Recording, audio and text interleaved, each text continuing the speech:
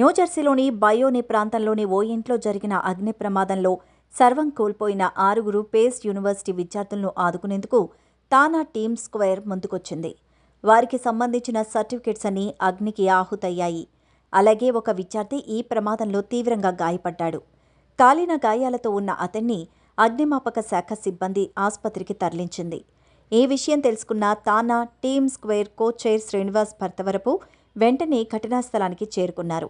ఆ భవనంలో ఉండేవారికి కలిగిన ఇబ్బందులు తెలుసుకొని వారికి డిన్నర్ ఏర్పాటు చేశారు. అలాగే వారికి అవసరమైన కొన్ని గ్రాసరీస్ అందజేశారు. ఈ ప్రమాదం వల్ల ఇబ్బందులు పడుతున్న వారందరికీ తాము అండగా ఉంటామని, తమకు చేతనైనంత సాయం చేస్తామంటూ తానా బోర్డు డైరెక్టర్ రవి పొట్లూరి శ్రీనివాస్ తెలిపారు. విద్యార్థులకు అవసరమైన వస్తువులను అందజేసేందుకు వారిని మళ్లీ కలుస్తామని చెప్పారు. గాయపడిన విద్యార్థికి అవసరమైన ఆర్థిక సాయాన్ని కూడా అందజేసేందుకు తానా ముందుకు వచ్చింది.